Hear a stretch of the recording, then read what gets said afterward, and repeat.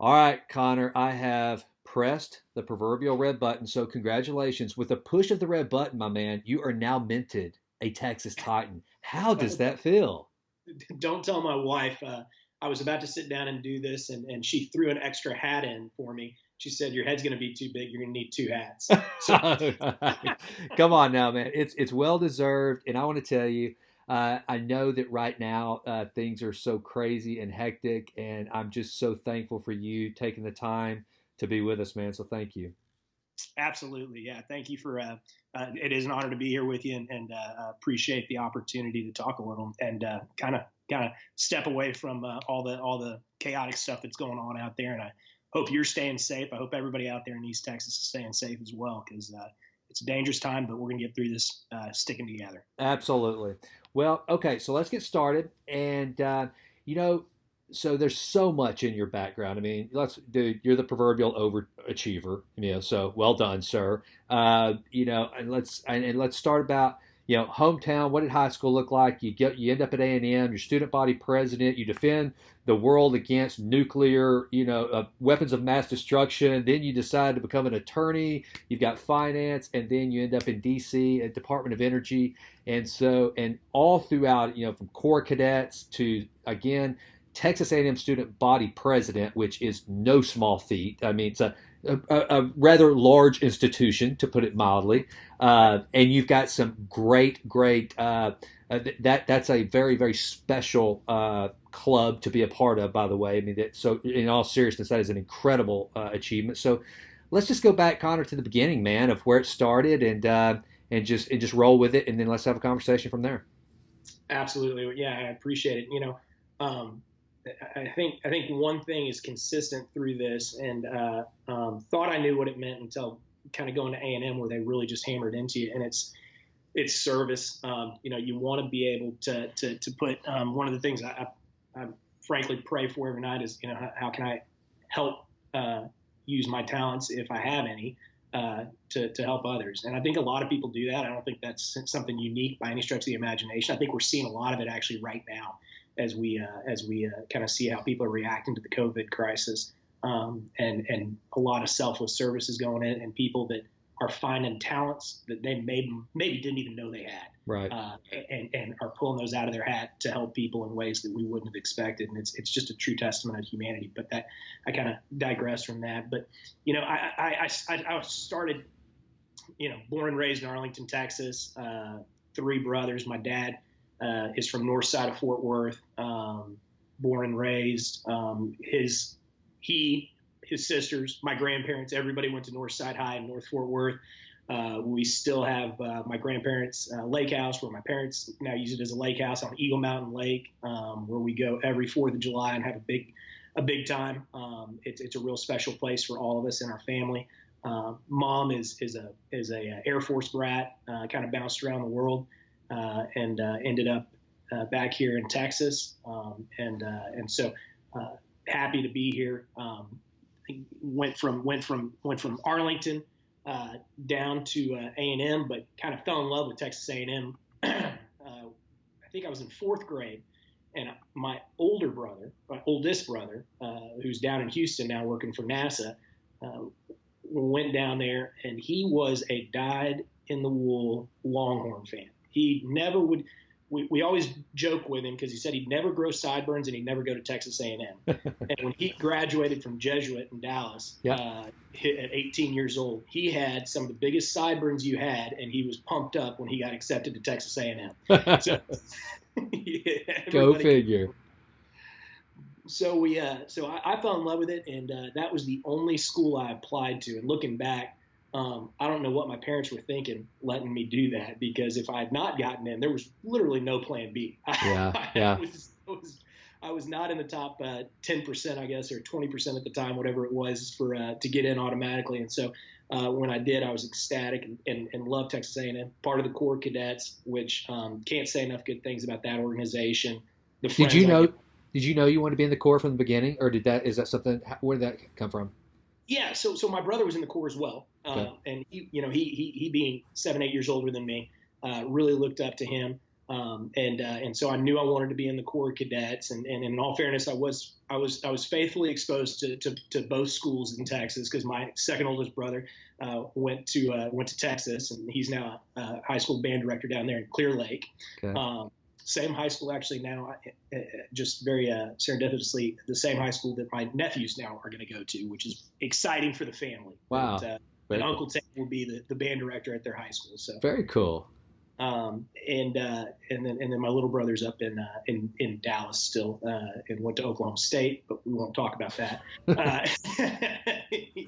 Yeah, that's a great school too. We had a lot of fun up there as well, and I really enjoyed him going up there. But yeah, no, I knew I wanted to go in the Corps of Cadets. Interestingly enough, I did not know I wanted to go in the military. I joined the Corps with the intention of not going into the military. Really? Yeah, so I'm not exactly sure if I'm just a glutton for punishment, or if that's just the way I wanted to spend my college career. But I was excited about the Corps of Cadets. I'd seen my brother go through it. I wanted to do the same thing, and so I did. So it was a lot of fun. Very cool. And so, what as far as okay, in high school, did you exhibit some leadership at that time? Because I mean, again, you go into the Corps. First of all, you go A&M, you go to Corps, you get involved heavily in student government. Was that something that was throughout your DNA? I mean, where did this thirst for service? Because we have that similarity. I mean, I was always kind of the type too that, hey, why wouldn't you contribute, with public service, that sort of thing? Where did that start to develop?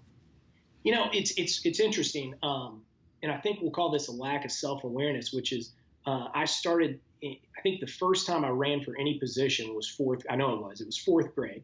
And ditto elementary secretary, and I lost. And then I ran in fifth grade, and I lost. Ran in sixth grade, and I lost. Ran in seventh grade, I lost. I'm just breaking my mom's heart, turns out, this whole time. Oh, yeah. And ran in eighth grade again, lost. And then didn't get accepted into the leadership class in ninth grade. Finally, sophomore year, I ran and won something. Then became junior class president, then became senior class president, was freshman class president as soon as I got to A&M. And kind of didn't do any of the election stuff until student body president later. So yeah, I love talking to people. I love knowing what's going on in people's lives. I really enjoy seeing how we can help, how I can help, and it just was something fun to do. I used to look forward to each of those little elections, and their small junior high and high school elections and stuff. I just looked forward to an excuse to talk to people. And you could go talk to people for no reason whatsoever, right. That you never would. Right, you right. never would go talk to that person, or would they would think it's weird if you walked up and talked to them. But because you're running for something, you can just stop them and say, yeah, how you doing today? And shake their hand and talk to them a little bit about what's going on in their world. And you'd be shocked. Well, you may not be shocked, but I think a lot of people would be shocked at how often people are eager to talk. Sure. And eager to talk back.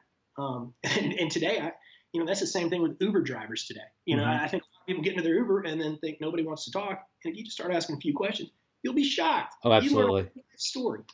Yeah, I have actually saved, I don't know how many Uber drivers' cell phone numbers, just because we had such a meaningful conversation that I want to keep up with them and check on them, and that's it's just kind of a quick sidebar here because you brought it up. As an entrepreneur, it's really fun listening to their stories, because a lot of them are there by choice, because they're following a passion and they just need that extra side hustle, and that's what they're doing, and which I admire the heck out of. Or they're going through some sort of a change in life maybe they didn't expect, but they refuse to just take it laying down. And so that's kind of cool you say that. Now, one of the things that is really cool that I did not know, that I just learned from that little sequence of events, is the defeats that you had along the way at a pretty vulnerable, for lack of a better word, age, but yet you were willing to keep coming back again. Where does that come from, and how? And I know those were early years, but still, how did you process the losses, Conner, and what made you keep putting your name on a ballot again? Because a lot of people would not have done that, especially at that young of an age. What was it that did that? I think part of it is, growing up with a very loving family and parents that you never can underestimate the power. And I'm very blessed to still be able to feel this way, of knowing you can go home. Yeah. There's you can drop and fail this and screw this up. There's a home, Right. and your parents are going to be there, your family's going to be there, your brothers are going to be there, and I think it's a combination of we three brothers with four of us running around the house, always 2-on-2 in different ways and different games, and you learn to lose and you learn to move through it, and so it didn't really affect me. I can tell you. It started to, as it would anybody in 8th or 9th grade, and I distinctly remember having a conversation with my dad, and I said, "Dad, I don't think people like me." Kind of that, as any 8th grader or 9th grader starts thinking about at that age of, man, you know what? And he said, "You know what?" My dad is retired from the insurance business now, but got a lot of no's. He was used to that too in any kind of job like that. And he said, you're misinterpreting what people think sometimes. You don't know whether they're having a good day or a bad day when you see them in the hall and they don't smile at you. He goes, but one of the things is everybody loves when people say hi to them. And you should just go and learn three people's names a day. And just say hi to them and say their name. Okay. And I started doing that, I think, about halfway through my 8th grade year at Young Junior High in Arlington, Texas.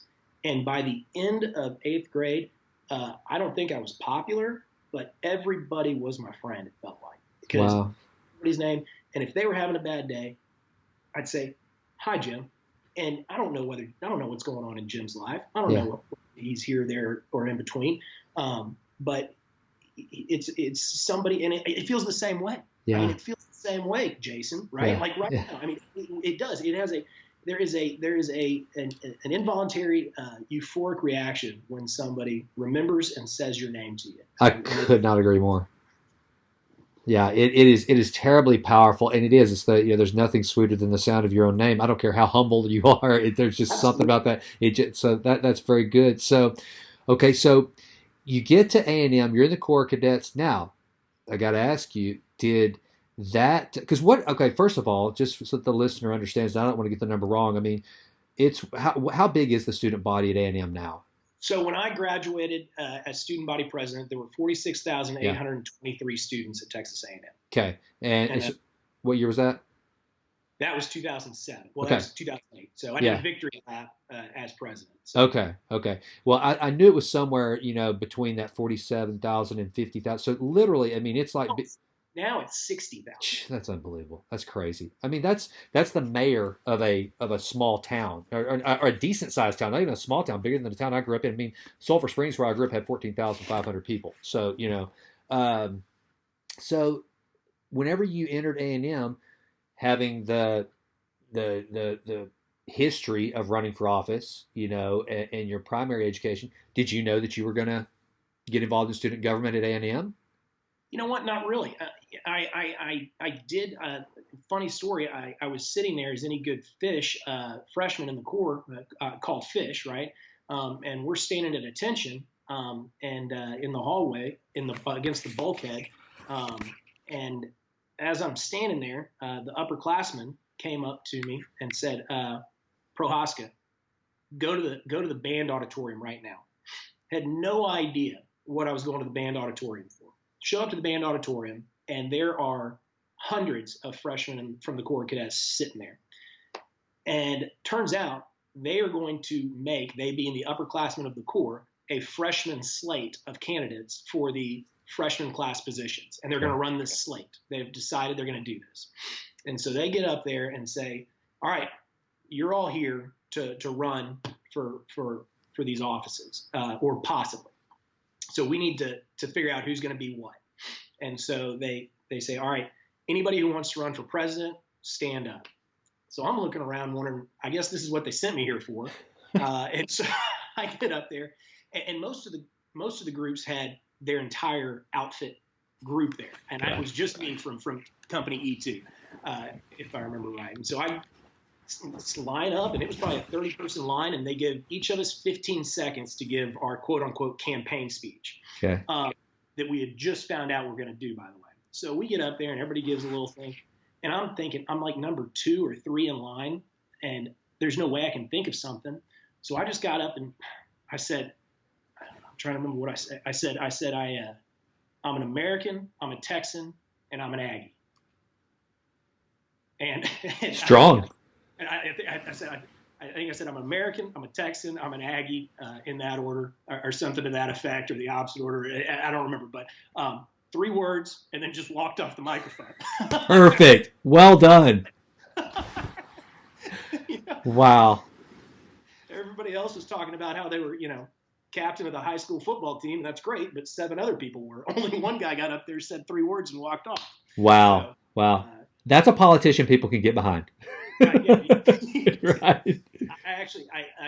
There's some people that know me from back then that I've occasionally given speeches in front of up here in D.C. and around the country, because we travel a lot, obviously, in the federal government. And I've been introduced with that line 2 or 3 times with people that remembered it from back. I love that. Yeah, that's great.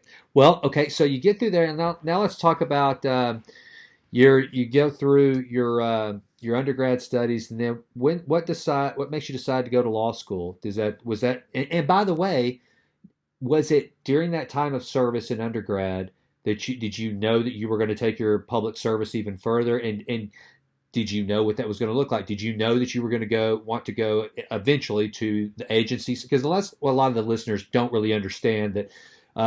They know that the federal government is large and vast, but it's not just elected office. It's guys like you who do good work, that have done a lot of work in the private sector, that end up at the agency level, where there's just a lot of, and I can't wait to get into what's going on at Energy and some of the innovative things that are happening there. But when did you decide that, okay, at some point I'm going to find myself in public service at some level? And then what made you decide to take the route you did? And then obviously I want to find out about the military involvement there too. Yeah, and so my chronological order is a little off there, because I went from A&M, and towards the end of my time at A&M, sitting there thinking what I'm going to be doing towards the end of senior year and my 5th year as student body president, trying to wonder, okay, what am I going to do?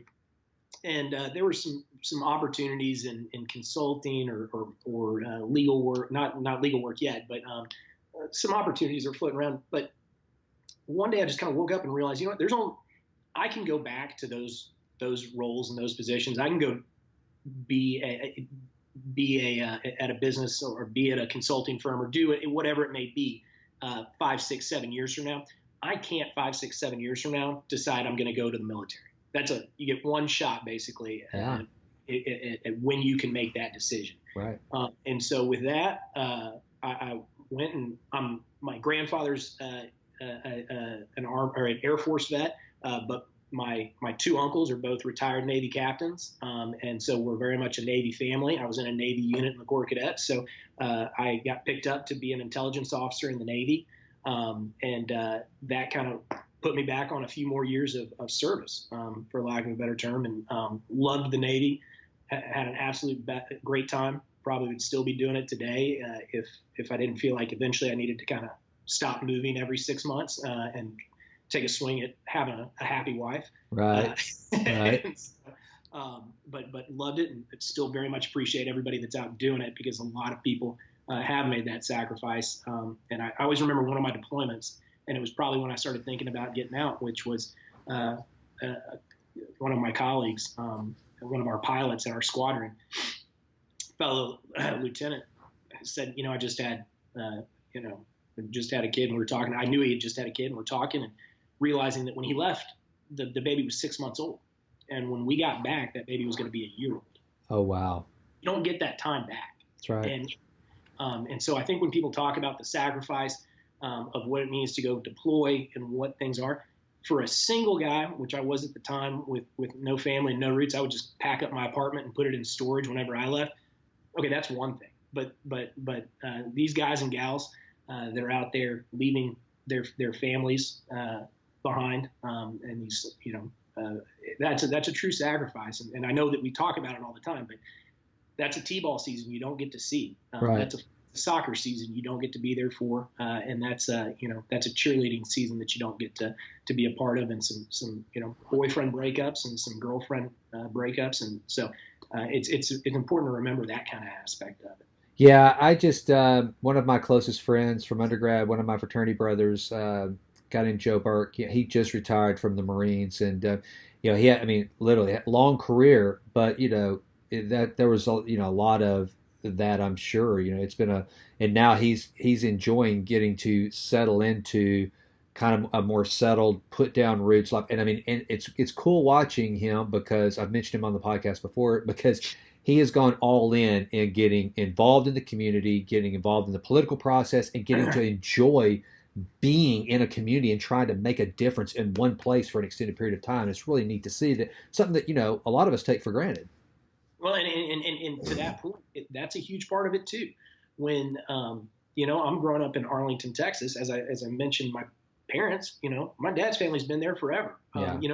He went to UT Arlington, and his fraternity brothers are there, and I see how involved and deeply rooted we are in that Dallas-Fort Worth area.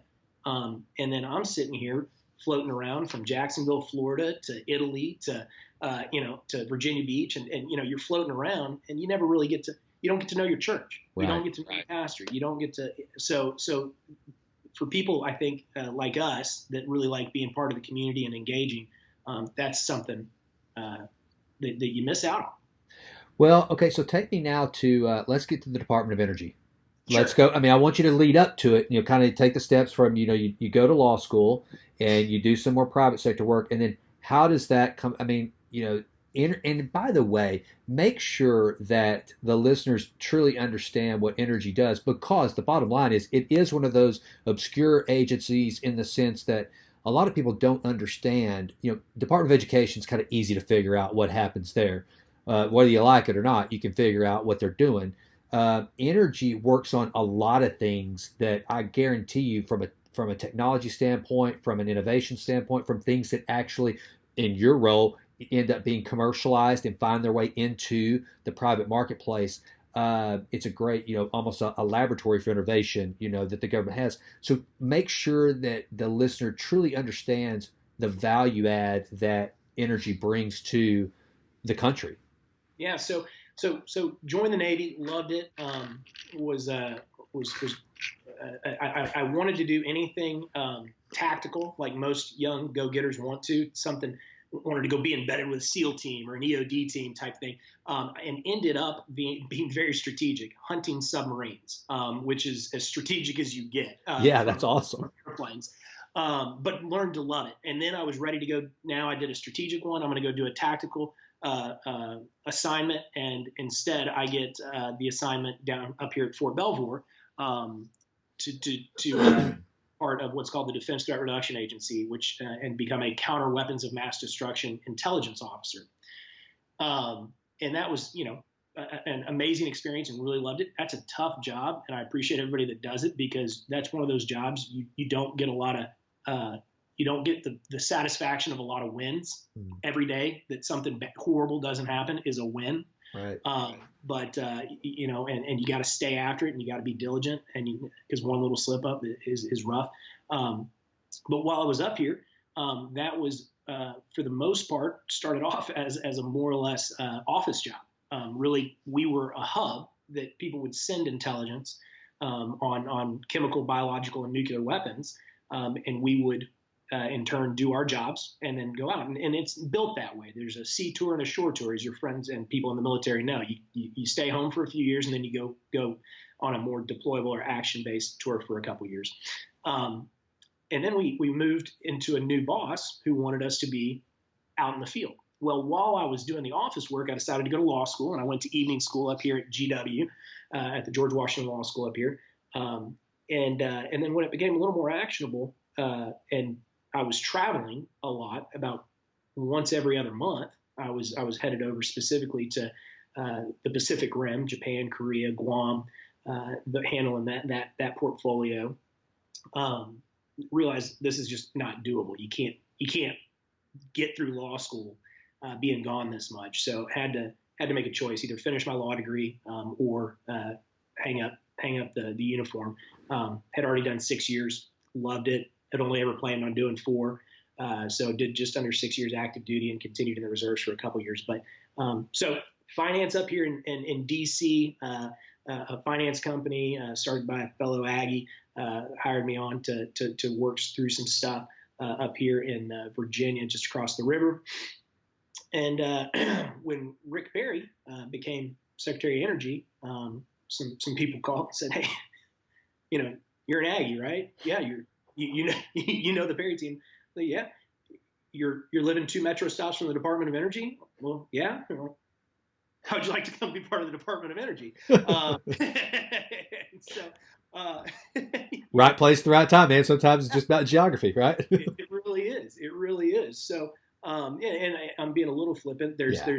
there's a few things in the background that really stood out, which is, to your point, a lot of people don't know what the Department of Energy does. The Department of Energy is wildly misnamed. It is the Department of Nuclear Weapons Security and Research. Yeah. So half of what the Department of Energy does essentially is protect our nuclear weapon fleet. So if you trace that back to Yep. my experience as a counter weapons of mass destruction officer, that is that's very enticing in the world of DOE. Now, Sure. interestingly enough, that's not the part of DOE I work in. I work in what the other half does, which is we don't, in the United States, other countries will have a Ministry of Science.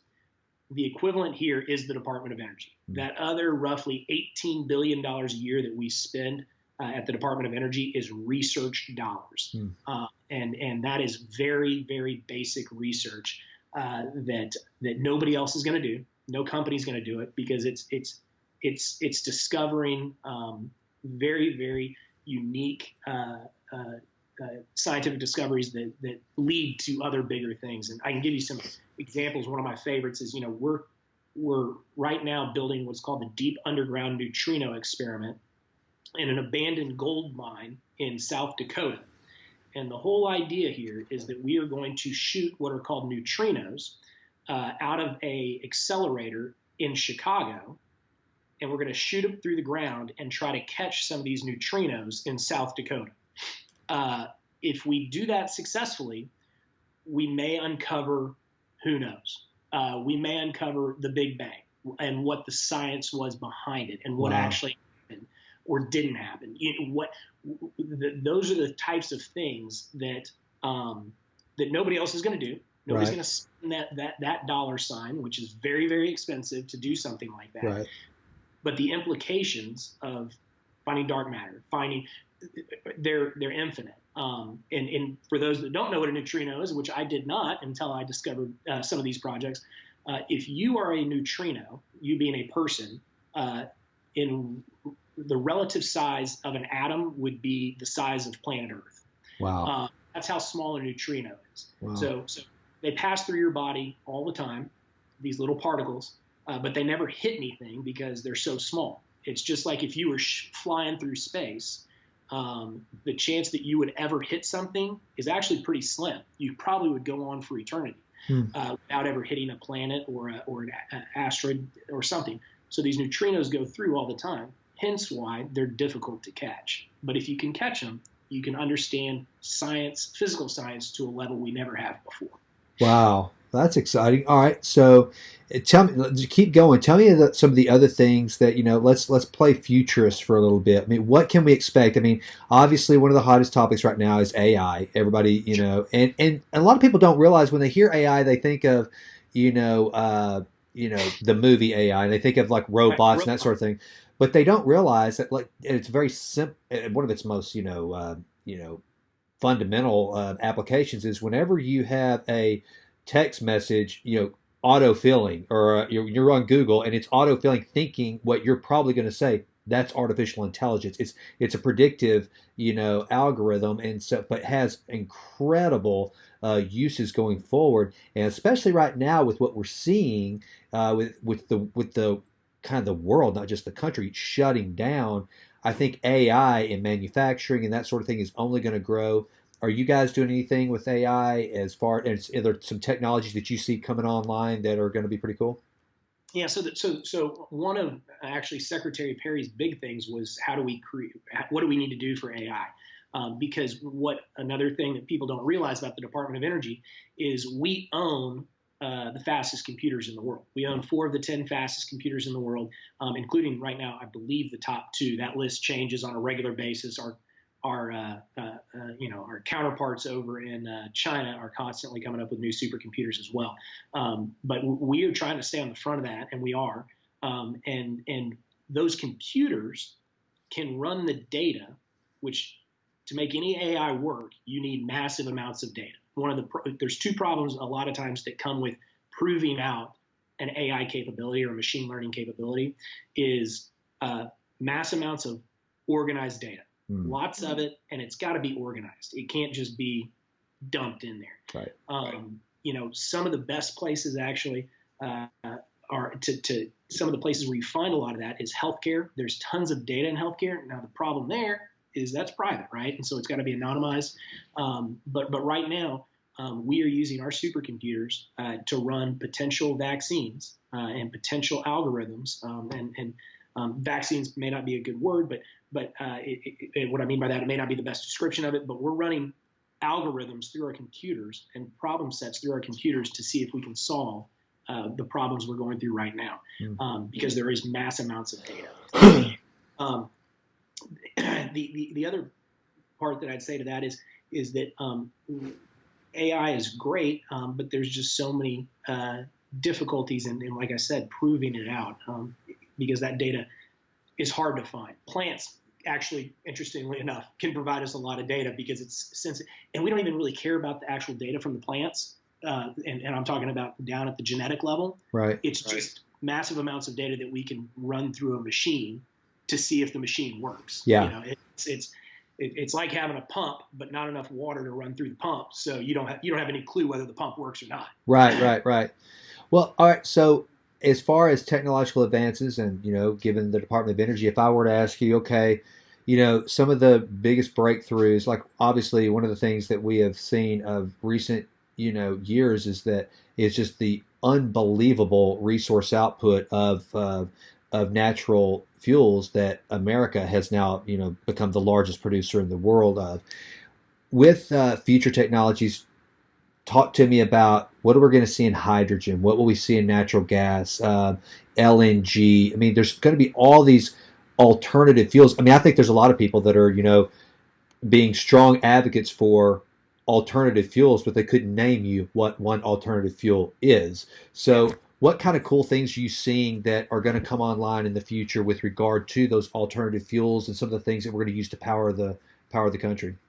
Yeah, so one of the great, my current job, when I started at DOE, I was chief of staff of the Advanced Research Projects Agency for the Department of Energy. So really cool job. I mean, they are the skunk works, for lack of a better term.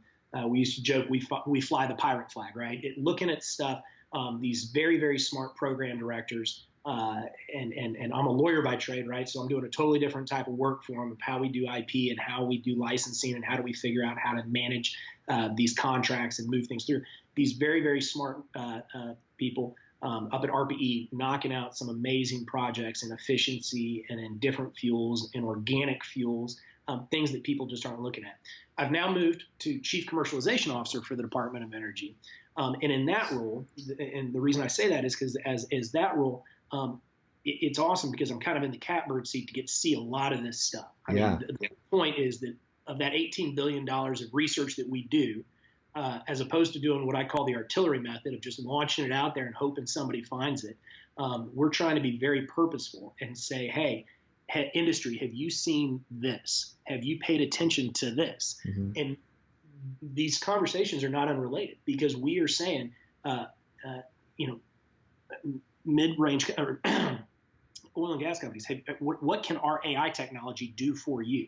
How can we automate some of this and install artificial intelligence into it so it's safer, so we've got less people? What can we do with those data sets in artificial intelligence, machine learning, to help with the trucks that are swarming West Texas, right? Mm-hmm. And those roads are not meant for it. And so how do we work through some of those peripheral problems with DOE technology? So then we move on to efficiency in wind turbines, right? For a long time, the way that we've done offshore wind is we've basically built a windmill the same way we build a wind turbine for the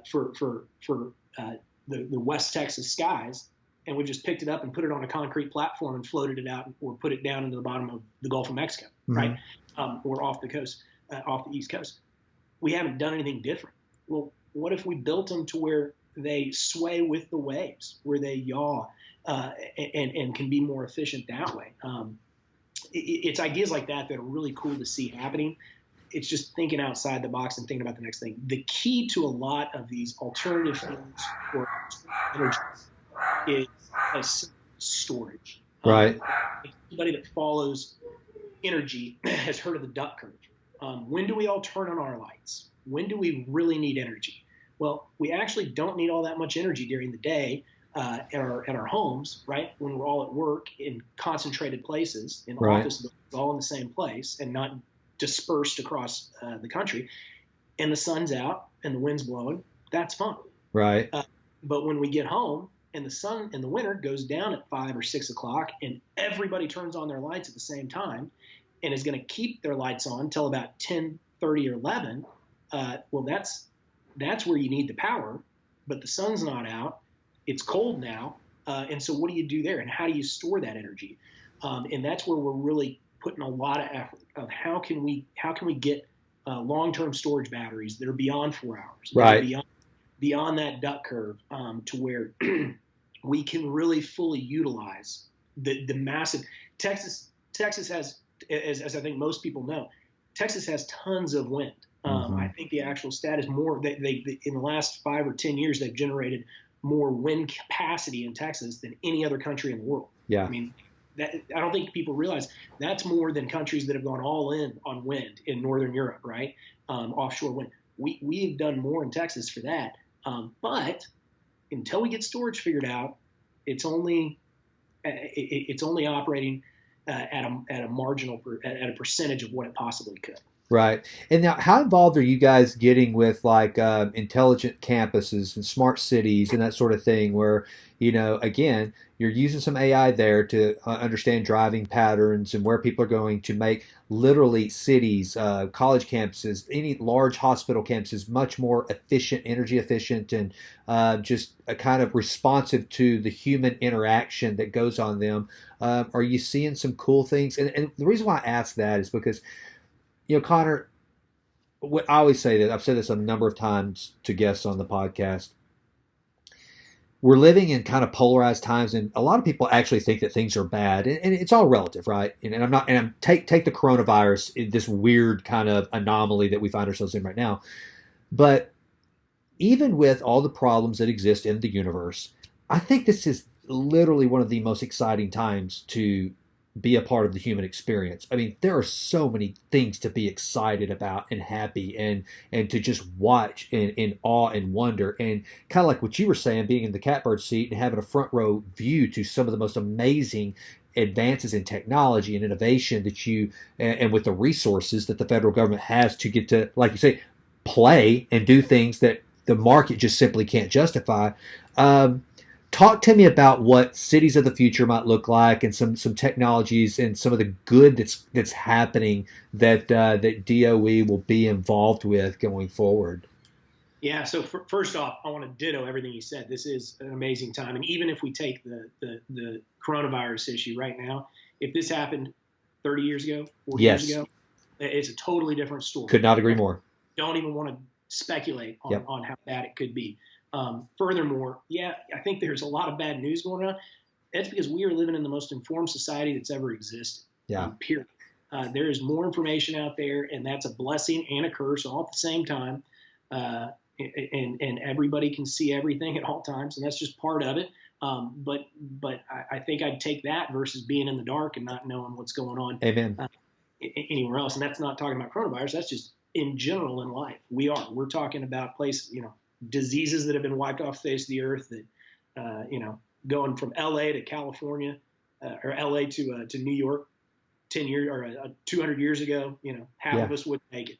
Yeah. Right. Now we watch a couple movies and we're good to go. Right. But to answer your question about the cities of the future and what's going on, you named, actually, by the way, some smart cities is a program. That's a real thing. As far as places where action is being taken. One of the cooler things, and when I say cool, one of the things to think about is how are we building this infrastructure? So right now, we are building buildings, we are building roads, and we're actually in a very unique spot because where the majority of our infrastructure come from is post World War II. Obviously there's the Great Depression era of the Tennessee Valley authorities and stuff like that of great infrastructure projects there, and a lot of it after World War II. That is all coming of age. We have to have a discussion about how are we going to build the next 100 years of infrastructure for this country. And if we're going to get into where every car is automated, for instance, so if every car is automated, why wouldn't I have my car go fill itself up by itself while I'm sleeping? Mm-hmm. Why don't I have my car go pick up the kids while I continue to work? Why, if I'm in an automated society and have an automated car, why don't I have a bed in that car and I live 4 hours from where I work as opposed to anywhere close to it, because I can sleep the whole way there and sleep the whole way back. Yeah. And I don't have to be alert and awake for my 45 to 2 hour commute. Let's talk about bidirectional charging, which is something that we are talking about very intently right now. If you are doing bidirectional charging, and bidirectional charging, for those that aren't aware, mean that your car, if we go back to that conversation I had about storage, right? Well, what if your car is the storage? What if everybody's battery-powered cars can then hook back up to the grid and send energy back onto the grid? Yeah. At night. So your car charges all day while you're at the office, and then your house runs off your car during those peak hours in the evening. Okay, there's a few problems with that. Are those cords out there AC or DC right now? These are our power lines aren't built to go two directions, right? It's meant to come in.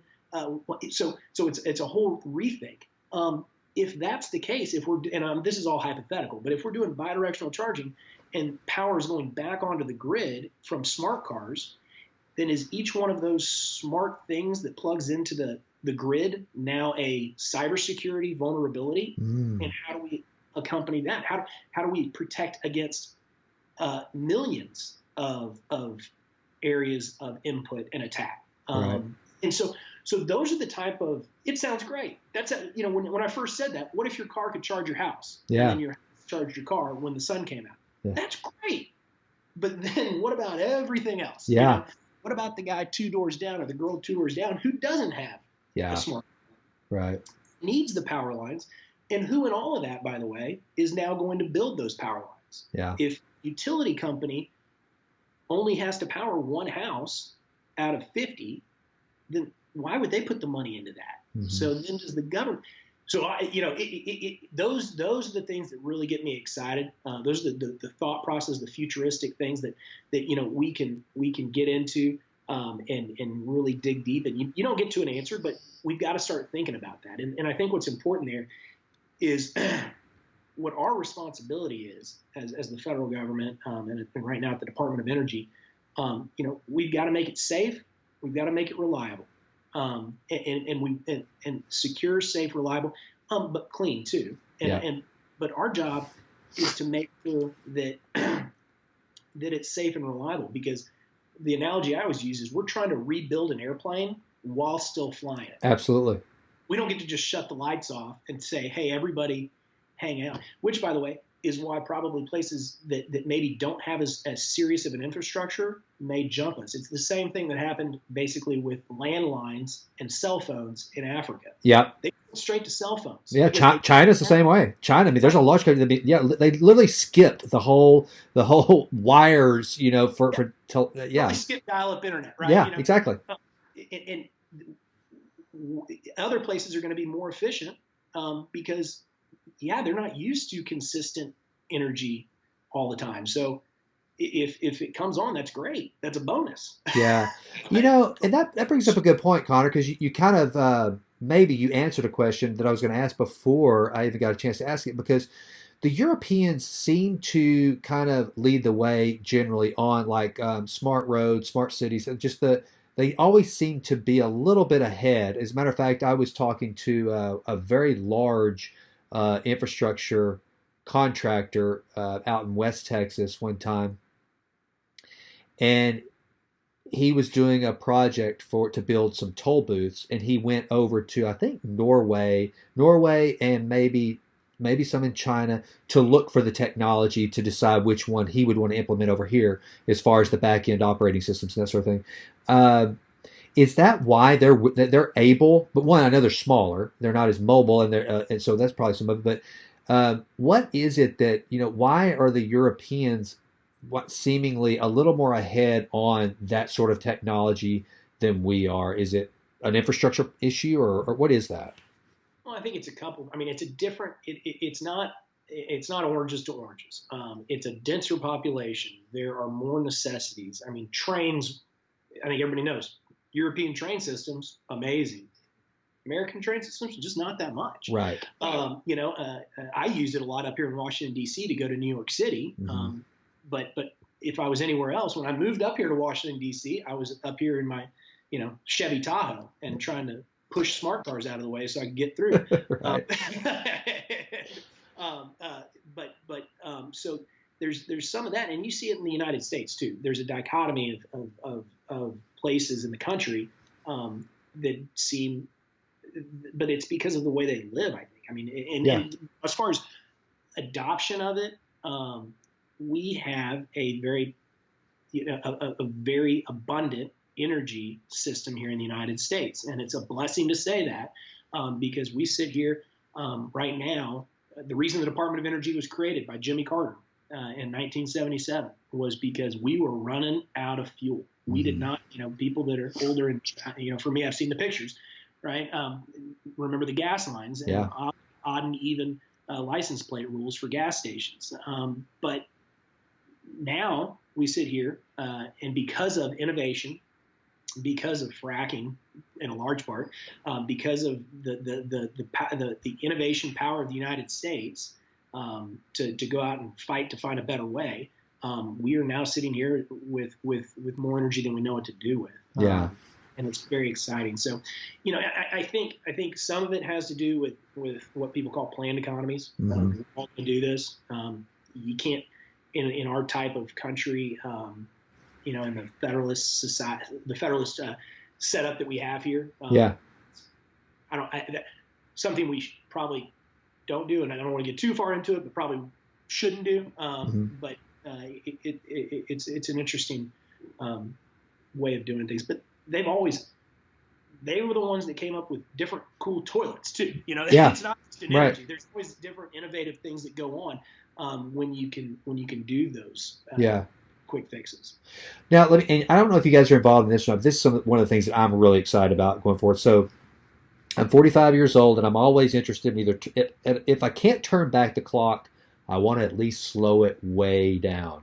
And so, I've got my Apple Watch on right now. I'm obsessed with the 3 rings and getting them closed. I mean, I love, and I used to be a watch guy. I mean, I was a watch collector. I've been in the watch business as an advisor to a startup, and I love watches. But I said I would never wear an Apple Watch. And now, I guess as I've gotten older, I'm more interested in health than I am, fashion.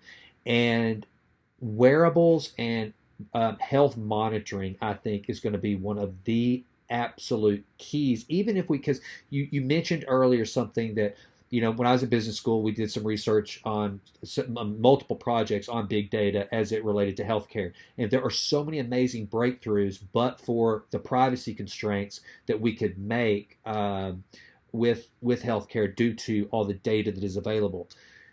Are you guys doing anything with wearables and technology that is monitoring? Because look, man, I'm telling you, Conner, I see a day whenever Medicare and Medicaid actually will actually refund people or actually cover Apple Watches or some wearable.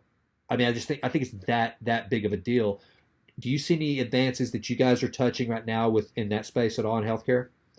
Yeah, I mean, healthcare is because of everything you just said of privacy and stuff. Healthcare is we're a tool for healthcare, right? Right.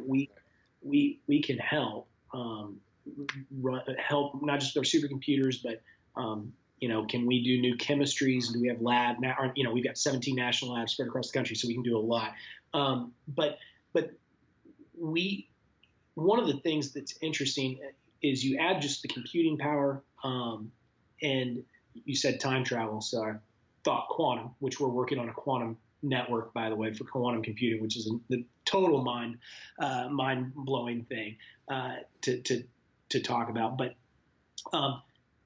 when you put materials, and when we're talking about materials, when we're talking about our plant-based, agriculture-based projects and programs that we do, there's so many ways that I guess we're not NIH, right? And National Institutes of Health has a huge budget, does a lot of great work. But on the periphery, there's so many things. You brought up wearables and things like that. There has been a project at the Department of Energy at one point of how to have clothes that more or less regulate your body temperature. Yeah. You can do that, and the reason that project happened, and I don't remember. I mean, it was a decade or so ago, and there's a product out there somewhere that does this, that's trying to get off the ground. If you can do that, then why do we have to air condition or heat this entire room?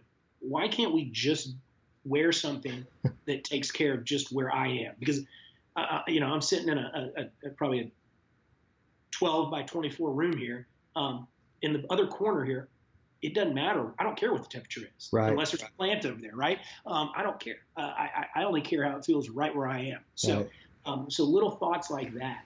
I think we're going to see. One of the things that we did at the department is in partnership with the Veterans Affairs Administration, with the VA, or the Department of Veterans Affairs, was the Million Veterans Project, and that is healthcare that is anonymous health records, not health care, but health records that we can run, once again, through our tools and get to a point where I think we're doing it with the University of California at San Francisco, where we could possibly at some point instantaneously diagnose a concussion. Wow. So a soldier on the battlefield immediately knows what stage of concussion they have, whether they have one, with a drop of blood. And that stuff is out there. But when you start talking about that type of stuff, that changes people's lives forever, because they don't wait until they get back to Stuttgart, Germany, to find out, yeah, you're really messed up. Yeah. Or you're fine. They know right there, and they can prioritize, they can rack and stack and save lives and keep people healthier for longer. So those are the types of things that I think that are really interesting that we really can, as a Department of Energy, can really move into. See, that's so cool, because I guarantee you, no one, I wouldn't have thought, before I started researching what you do and digging more into the Department of Energy, some of the cool things you guys work on that relate to that, because what you just mentioned is exactly, I've mentioned on the podcast, I think before, one of my favorite books I've read in recent history is called Lifespan, Why We Age and Why We Don't Have to. And the whole idea that David Sinclair, he's a PhD that wrote the book, Harvard professor, I believe he's Harvard, not MIT, I think it's Harvard. His whole premise is that aging should be treated like a disease. And if you want to get to that point, well, you need to do some of the research to do what you just said. If we could actually extract and find out what your, not only what you have immediately, but what your likelihood for contracting or having cancer, having lung disease, having these things, just based on your DNA and some of the other, by looking at your platelets and doing genome testing and that sort of thing, we can really prevent it so that you can't. I think that people, I do not think, 10, 20 years from now, I don't think it'll be unusual to have people living into their hundreds and beyond. I just don't think so. But the key is, if we can catch it early enough by some of the technologies like that, what you're discussing, then it's not just about being old, living and being 120 years old but unable to do anything, but to plan out that longevity along the way to prevent the things that you're more likely to have based on your genome sequencing and that sort of thing. It is mind-blowing, the things that are happening. It is, and you know what? And back to your point about us living in one of the best times in world history to live, is we are content rich as a planet. There are great ideas, and I get calls all the time at the department, and that's part of the job of, hey, have you thought about this idea? Or, hey, I've got this product. Can we do this? And, my job is not to be the business development guy for everybody who's got a great idea in the United States. I'm concentrated on making sure that the U.S. taxpayer dollar that goes into the Department of Energy makes the most impact on behalf of and for the U.S. taxpayer. Yeah. But you hear some really cool things, and Yeah. and then you realize how many people are out there trying to solve so many different problems. Absolutely. And I think the tools that can be provided, and I briefly talked about quantum computing, but that is, you asked what the thing that gets me excited right now is quantum computing, the quantum information. It is, for those that don't know quantum, there's a lot that have to do with parallel tracks and gating and all this other fun stuff. But the point basically is right now everything is binary. It's yes or no, and you do a bunch of yes, ones or zeros until you get to the answer. Basically, quantum goes every direction and goes, yeah, boom. And that is super simplified. There's plenty of places you can go look up information on how quantum works. But the speed with which, if that occurs, and if quantum becomes a reality, which is exactly where the Department of Energy should be, right, is a place where it's too risky for private industry to really zero in on what to do and how to do it. If that becomes reality, that's going to enable a lot of those things you just talked about, and a lot of those scenarios, and a lot of those equations and complex issues to be solved, not in 10 years of research, but in 1 year of research or half a year of research. And that's really when we'll turn around some really amazing discoveries, I think. You got to have the tools. I mean, I think people come up with the ideas, they just don't necessarily have the tools. So, given it'd be, I think it'd be irresponsible of me as a host to not at least touch on what we're going through right now with COVID-19 and the changes it's making to the world and the economy, and how has energy, meaning the department, how have you guys had responded to it? What is and let's talk let's granular level. Your leadership. I mean, you've got a team. You're having to actually lead lives that are impacted by this, and I'm sure that made obviously y'all's day to day look different. So take me through, just on a very local standpoint, how you as a leader have managed this process, and then what is the Department of Energy doing to be part of the solution to make sure that, at a minimum, we can't ever say there will never be another pandemic. We can't say that. However, how we react to it and how we're better equipped to react, I'm sure that this is how, right, it's in the middle of catastrophes that some of the best innovations come about. So how is the Department of Energy playing a role in what's going on right now in the world? So there's a number of different ways through advanced manufacturing that we do at the Department of Energy, of how we can generate more PPE, how we can help with the ventilator situation. Our national labs are rocking and rolling with great ideas. And when we talk about the national labs, for those that don't know, these are national labs. And when I say a national lab, I'm not talking about a couple rooms. These things are mostly the size of military bases. Wow. Idaho National Lab up in Idaho, which is our civilian nuclear energy lab, it is just under 1,000 square miles large, which is good, because if you're experimenting with civilian nuclear, you want a lot of space to operate. But these 17 national labs are they were born out of the Manhattan Project. A lot of them are names that you recognize: Los Alamos, Lawrence Livermore out in California, Sandia in New Mexico, the Oak Ridge in Tennessee, Oak Ridge National Laboratory in Tennessee, the places where we did the Manhattan Project work. There's 17 of these across the country, and they all have different specialties, and they all have different things that they're doing, but they've got facilities. I've talked about, we've got a light source up in Brookhaven, which is just a fancy name for an X-ray, but it's about the size of a city block, right? So imagine how much more you can do with that.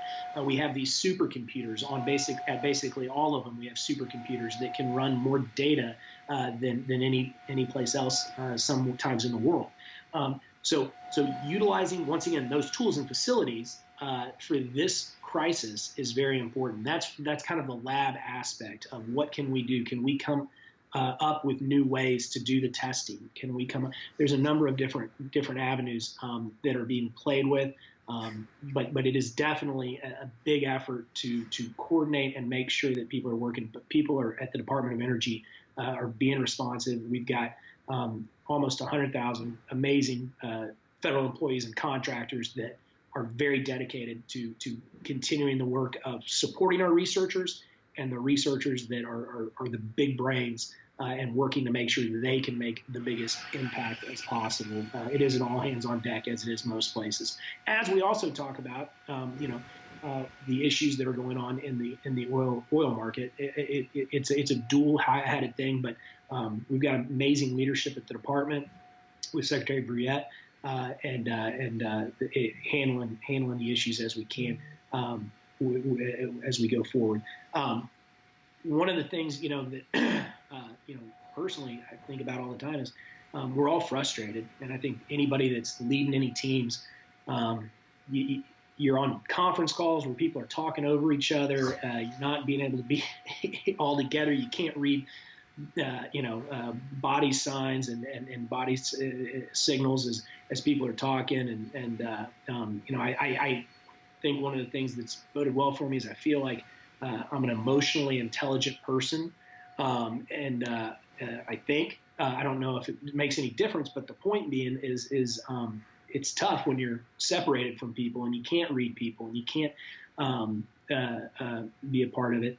And especially for leaders, I've often had to just take a step back and remind myself, hey, everybody's frustrated. You need to get on this call and be the one to lift everybody back up. Absolutely. Because everybody's having a tough time. Everybody is. And you getting on the phone right now and telling everybody how they screwed that one up for whatever reason is not going to help anything. They know that. Right. What are you going to do to get on there and be the voice they hear today that goes, heck yeah, all right, we're all right. We're going to, and I'd also say during this time of everybody teleworking and stuff, you got to, and I think this has been said over and over and over again, you got to set those boundaries. Yeah. Right now I got this cell phone right next to me that's, been buzzing this whole time. But you gotta be able to separate. And just like if you weren't in the office, people wouldn't bother you. That's right. I'll catch you tomorrow. You just gotta kind of find a way to not bother. Specifically for leaders, you gotta learn not to make those calls even though you want to at 9 p.m. That's a great point. I mean, it's almost like, because I find that being the case right now is my days fly by. I mean, I look up and they are gone because it's like being completely out of the office, then it's like you're always on. I mean, it's weird because you're right. Everyone is just, the only way they can get to you is through text, email, or whatever. And it's like, yeah, I've noticed that as well. And I mean, I'm telling you, man, my day starts early, and it's like, gosh, before I look up, it's gone. It's crazy. And so let's get it. It's a great segue because you led into it. I told you I want to know tips, tricks, disciplines as a leader. You've caught your stride. You're doing great things. You've got great history, and now you're getting to execute on some really cool things. And the leadership roles are going to be coming more and more. So talk to me about what a day in the life of looks like, and how you do manage yourself spiritually, physically, mentally. What are you doing to keep that greatest asset that all of us have for business or leadership, which is our physical being, and our mind in particular, sharp and alert and ready? What are some of those things you do? I want to know, what do you read? Are you a reader? Do you keep a reading list? Podcasts? Kind of take me through some of those disciplines that just almost you probably take for granted. They're just automatic things you do. But if you were to sit back and evaluate yourself, go, okay, this is kind of where my knowledge and my skill set is enhanced. What do those things look like? Yeah, one of the things that I've thought about that, because you hear about these, great leaders who have these just, the Steve Jobs of the world, whether great leader or thought leader, but or the Nick Sabans of the world. I feel even bad saying that as an Aggie, but which forgive me for my Alabama hat. Get your Alabama hat there. Yeah, I pay a lot of tuition there, so I feel, but I'm on the phone with an Aggie, so I felt a little bit sacrilegious whenever I put it on before the podcast. So I apologize. But hey, by the way, though, Johnny Manziel is a family friend, and he did a number on Alabama for you guys. Yes, he did. That was I loved it. That was I went to Johnny Manziel. I flew from I think I was living in Jacksonville, Florida at the time. Flew to the first game when we just barely beat Florida. It was our first SEC game and Johnny Manziel's first game. And if you were in College Station that night, you would have thought we beat Florida by 50 points because everybody was so excited that we had just barely lost to Florida. And we had this new quarterback that we had no idea about that was going to be awesome. But anyway. Well, one real quick story about that. So Johnny said that after the Alabama victory, where it really sunk in that his life had changed is he couldn't leave a McDonald's bathroom because when he would walk out, I mean, it was just Elvis was in the building, and that's when it was just it was mayhem from then on. So, but anyway, I'm going to try to get Johnny on the podcast. Like his aunt and my wife are best friends, and so my wife is literally like a surrogate member of the Manziel family. So, I would love to have Johnny on because I don't care what has happened since. If I were Johnny and somebody were amazing story. Yeah, if somebody were ripping on me, I would just look at him if I were him and go, show me your Heisman. Exactly. Because I mean, and it's weird, man. Because I've been in his grandma's house where he keeps it. Now you walk by it, you're like, wait, look, is that really? That's what that's weird. It's just. But anyway, so that's neither here nor there. So all right, man, back to you. Yes, well, the reason I brought up next, you hear about how he has the same thing for breakfast, lunch, dinner. Steve Jobs wears the same shirt. There's a lot of variety in my quote unquote routine, but it's very routine. Yep. And what I mean by that, I can tell you almost clockwork that usually Tuesday night, Wednesday night, I'm going to wake up at about 2:00 in the morning and not be able to go back to bed until about 4:30. But I've learned it. And so I suck it up and I go read and I go get some work done and do something. And then I can tell you that that Thursday night is going to be my best night of sleep all week. It just happens that way. Really? And I'm going to get up Friday morning between 5 and 6 a.m. 6 a.m. is my alarm clock. But I'm going to wake up at 5:30 and feel like $1 million and go knock out some extra stuff and have that time. For me, and I started this in the Corps Cadets, when I would wake up in the Corps Cadets and we would start, between 5 and 6 a.m., we'd go for runs. I think bugle call was usually, 5:30 or so for first call. And we'd get up, we'd go for runs.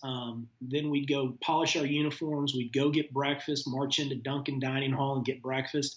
And then we'd get back to the room. And it wasn't until I was a junior when I got a little more freedom and I'd walk back to my room with my coffee and I'd realize it's now coming up on 8:30. Most of this campus has not even woken up. Yeah. And I've already gotten a workout in. I've already done this, done that. I'm reading the paper now. I've added so many more minutes, opportunities, things to my day. Yes. To where at 11 o'clock today, I don't have to think about, or even 4 or 5 o'clock today, I don't have to think about where I'm going to go do my workout or get my reading of the paper in or the news. I've already done it. Yep. I knocked that out. I can concentrate on what I'm doing there and then. Yeah. And one thing that happened when I was at A&M, and I still walk fast to this day, is I was walking next to somebody, and this guy and I, we basically had the same stride, but I was just adding a couple inches to my step every step. And we were walking all the way across campus. Turns out this guy was walking to across campus as well. And about halfway across, I turned around and realized I am tens of, if not a football field worth of tens of yards, if not a football field away from this guy now. And it's only been a couple inches every step that I just kept getting further and further ahead.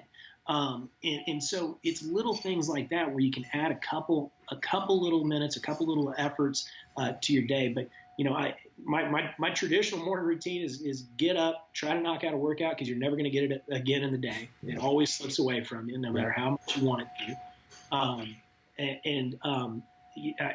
I read the Wall Street Journal. I went to law school with a guy who's in the White House press corps, And I asked him, I said, so what is the best piece of news? If you only have a couple minutes of news to read, this is not supposed to be an endorsement of the Wall Street Journal, but there's this "What's News" line on the side of the Wall Street Journal. It's a little 2-inch wide yellow strip, and it basically has a sentence of about 10 to 15 stories. Yep.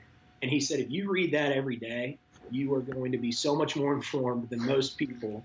That now, obviously, this cable news phenomenon has blown up and everything's a little different. But he's a White House correspondent, so I took his word for it, and I still do that to this day. At the very least, read the What's News, but try to read as much of the Wall Street Journal as I can every morning. It's just a good. And the Fort Worth Star-Telegram, because my dad sends me stories left and right, and if it was written in the Fort Worth Star-Telegram, it's basically gospel to my so. Right, of course. When I was overseas deployed, he used to send me articles and say, well, I read this in the Fort Worth Star-Telegram. So our joke is always, well, I heard this happen the other day, Dad, but I haven't read it in the Fort Worth Star-Telegram, so who knows? Yeah, right. Hey, my grandmother subscribed me to the Sulphur Springs News Telegram whenever I went off to college, and so I used to get it mailed to me. God, how funny is that? The news of Sulphur Springs coming a couple of days late, but I got caught up, so that's funny. And then you asked a little bit about the leadership aspect. In that, I think leadership, there's you got to fail a lot and stuff. You got to learn through a lot of stuff. And going back all the way to the beginning of our discussion about some of those failures, particularly in elections and stuff, every what I would quote unquote call a success or an opportunity that has occurred in my life has been immediately preceded by a failure. It has been immediately preceded by a tough time. And at the end of the day, you don't learn anything from success. Success just reinforces the opportunity, the fact that whatever you did it right. Try that again. Yeah. The only time you grow, the only time you move up is when you fail, because you learn, okay, I know what not to do now. And for better or worse, a lot of life is just not knowing what to do, but knowing what not to do. And so that's always been good. My approach to talking to people and leading people is one, try to be the positive influence as the leader. Try to be the person that can help make their jobs, their opportunities, their day better. Try to make sure that they can succeed. But one of the, this is not supposed to be belittling. I have this. Everybody has this. You have it, Jason. Everybody has a 3-year-old inside. And what I mean by that is everybody has something that somebody else would consider silly that ticks them off or pushes them over the edge. Everybody at some point, if they don't get enough attaboys, is going to feel unloved, is going to feel like they're being neglected. Right. Everybody has a 3-year-old. What is the 3-year-old in each of us? I know I hope I know. I don't know if anybody ever really knows what theirs is.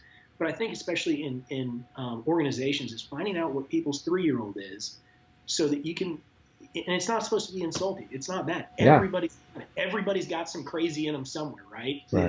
Not calling people crazy or immature. It's just part of the deal. If you can work to find somebody's 3-year-old and know that, you know what, that person actually gets embarrassed when you say good job and tends to shy away from it if you say it in public. But they really appreciate, the 2 extra minutes to talk about their cat or their baseball team, or they really do love, getting to stand up in front of the group and hear you did great. Right. Those are the types of things that I think are important to kind of understand as a leader. And that's tough in a big organization. The bigger you get, you can't figure that out as easily. But I think it's a big part of just understanding that everybody wants to be treated correctly.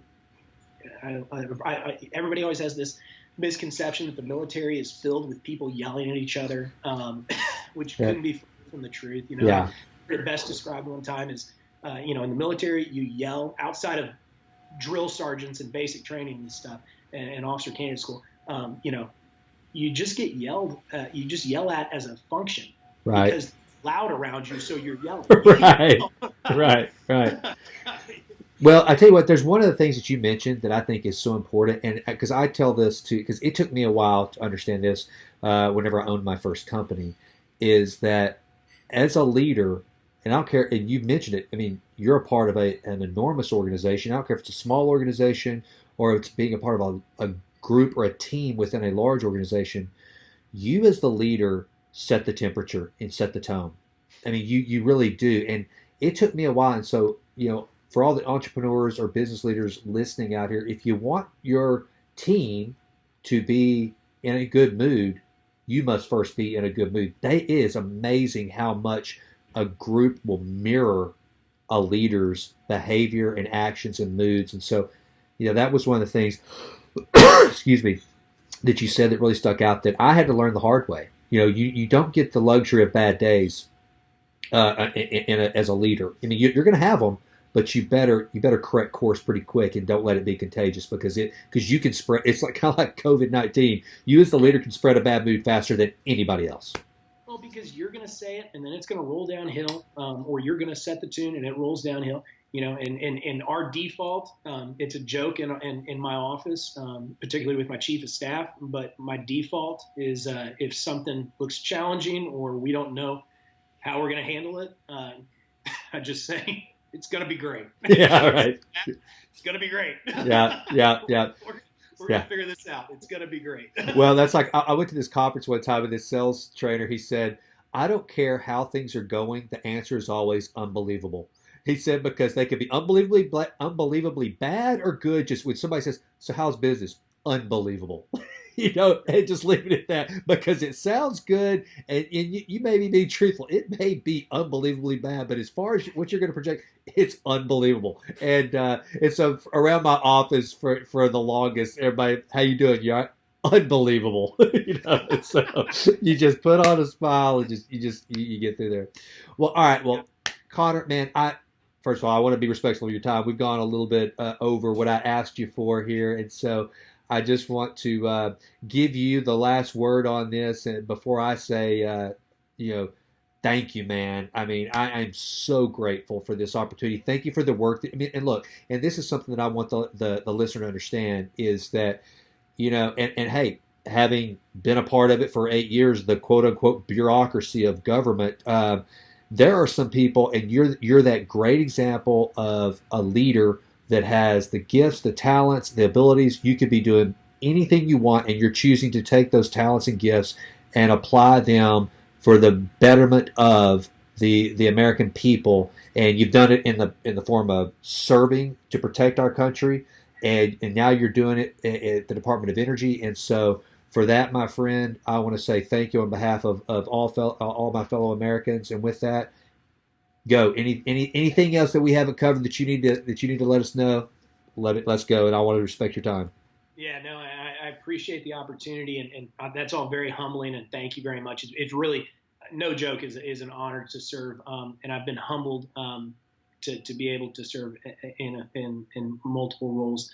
But I tell you, there are millions of now that I work in the federal government civilian sector here, millions of hardworking, and it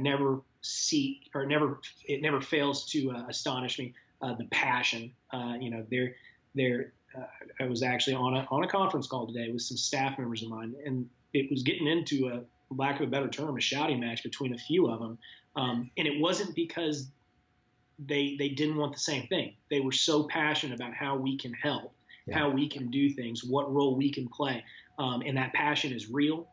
There's a lot of people doing a lot of great work, and it's very humbling to be part of that. And I'd say the same thing for when I was in the military. I never quit being impressed by the members of my team, from the seaman first class or third class to the chiefs to the generals and admirals that I worked with. Just people working hard to protect other people. And I think right now that's part of what everybody's working on, what everybody's trying to do.